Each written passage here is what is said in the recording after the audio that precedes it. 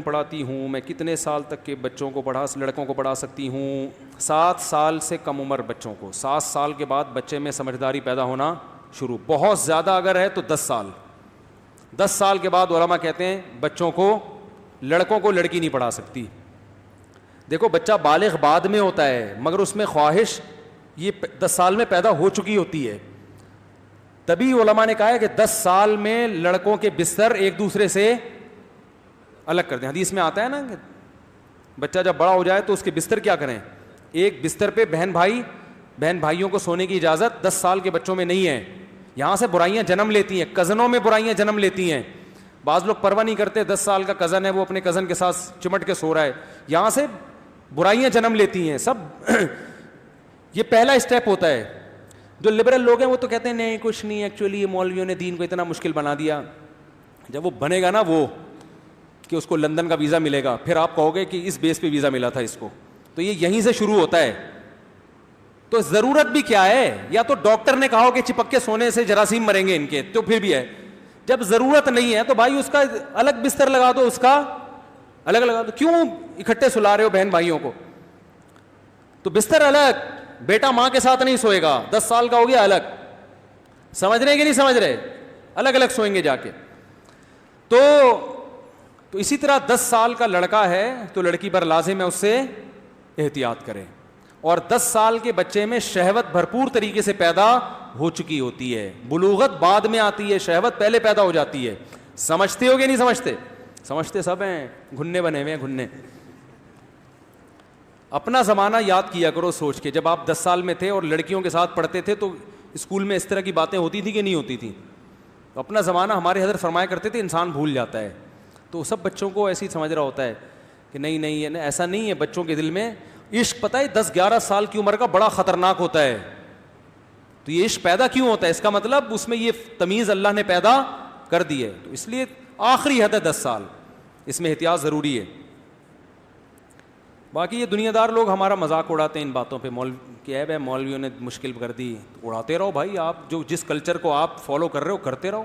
تمہیں اسی گندگی میں تمہیں اگر سکون مل رہا ہے، گوں میں تمہیں گٹر میں سکون مل رہا ہے، تو بھائی عطر اور خوشبو کی باتیں تمہیں سمجھ میں نہیں آئیں. کتنا اچھا ہمارا کلچر ہے. میں تو لوگوں کو اپنے گھر کی مثال دیتا ہوں. اچھی بات نہیں ہے اپنے گھروں کی مثالیں دینا، لیکن اس لیے کہ بھائی ہم نے پریکٹیکل کر کے ایک چیز دیکھی ہے. ہمارا گھر جوائنٹ فیملی تھا. 200 گز کا میرے والد صاحب کا گھر تھا. اس میں 4 بھائی اور 4 بھابیاں. ہم سب اکٹھے رہتے تھے. کبھی ہماری اپنی بھابھیوں پہ نظر نہیں پڑتی تھی، کبھی ہم ان کے ساتھ ایسے آمنے سامنے بیٹھ کے ہنسی مذاق نہیں کرتے. ہم نے بڑا طویل عرصہ ایسے کامیاب گزارا ہے. لوگ کہتے ہیں جوائنٹ فیملی میں پردہ کیسے ہوگا؟ میں کہتا ہوں ہمارے گھر میں کیسے ہو گیا بھائی پردہ. اور خدمتیں بھی ساری ہو رہی ہیں، کھانا بھی پک رہا ہے. ہم گھر سے آ رہے ہیں، سفر سے آ رہے ہیں، تو بھابھی نے کھانا بنا کے پیش کر دیا سامنے، ہم نے کھا لیا. پردے کے ساتھ سارے کام ہوئے.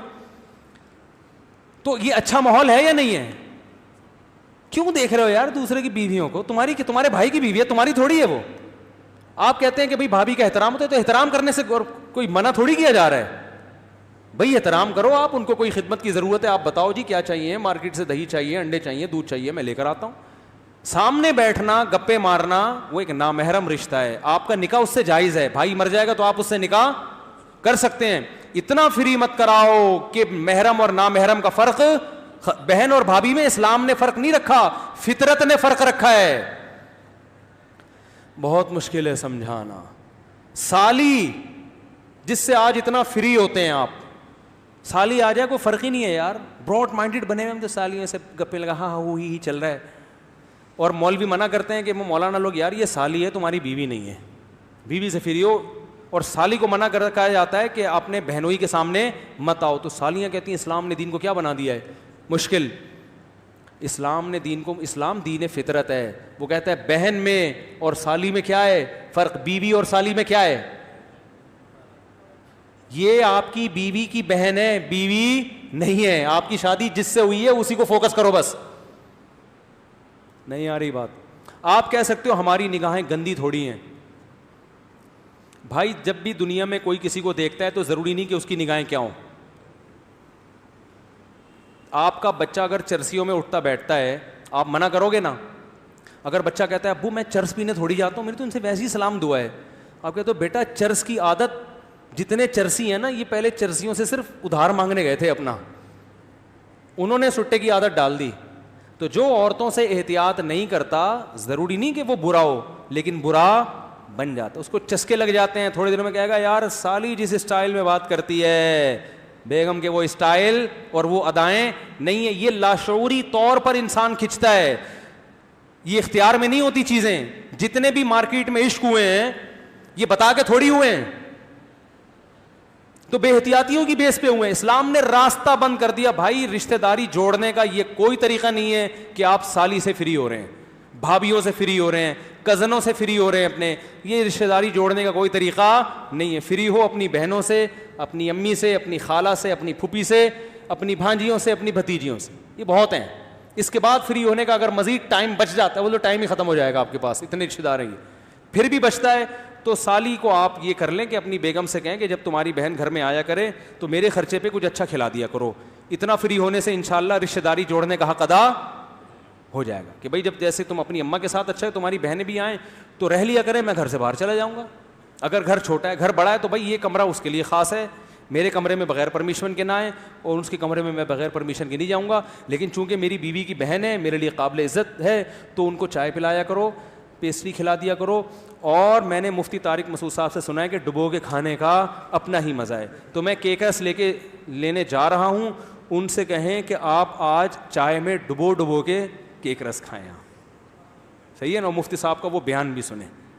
تو یہ اکرام میرے بھائی بولو نا کافی ہے, بس اس سے زیادہ فری ہونے کی ضرورت نہیں ہے.